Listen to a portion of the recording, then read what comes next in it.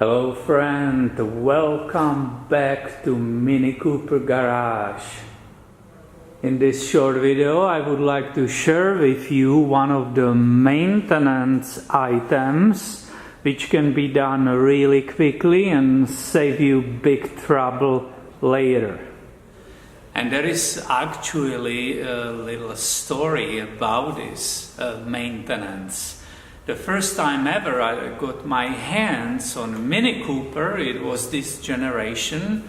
We were house-sitting friend's house and she asked us to help her with something. She said she went to the service and needed the engine oil change, but when she got there and she gave it to the service place, they were not able to open the hood on the Mini. They knew where is the opening, that it's on the passenger side, but when they pulled on that lever, something little bit clicked down here and they were not able to get inside. So even that service station said we cannot perform it and send her away. And she knew that I work on cars, so basically she asked us for the help. So I basically went to the car, I confirmed, the problem. I pulled on this lever, which is opening the hood. I pulled on it, There's something clicked there slightly, but when I came to the hood, this side was slightly up, but the other side was fully shut. And because of that, I could move that lever which is down here. I will open it and show it, to explain. I was able to move this, but it was opening only this latch, and as we know, there is also the second latch. Now later on, after wiggling it and using some kind of screwdrivers what she had and just dealing with it for a while, finally I was able also to release this side and pop the hood open, and I end up in this position. And this is the simple story, and this is what I discovered. Both these latches on that previous MiniCooper in that story were absolutely rusty. There was not one tiny bit of the grease on either of them.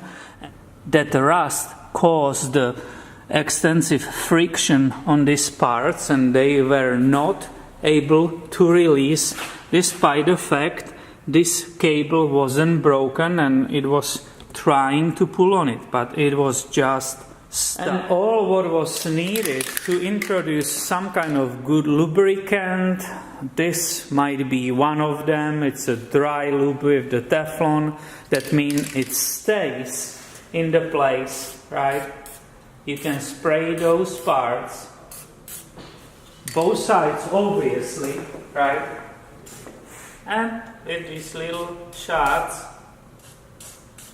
you perfectly introduce a lubricant in all these moving parts, and that's a great warranty that these parts will be perfectly working for you.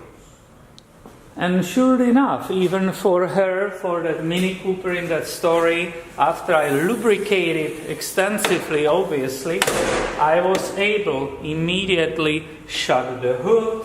I could feel that it's working properly, and obviously that was the result of it. Both sides perfectly popped open, and the hood was in perfect functioning again. And it's my little advice, the maintenance advice to the MiniCooper owners. If you would like to prevent such a possible problems in the future, please take a minute or two and grab some kind of lubricant which you hopefully have in your garage, and make sure these are not dry but they are perfectly lubricated. And that's all from me for this simple video. Please make sure you are subscribed, because I will have way more videos about MiniCoopers coming your way soon on this channel. Thanks for watching and have a wonderful day.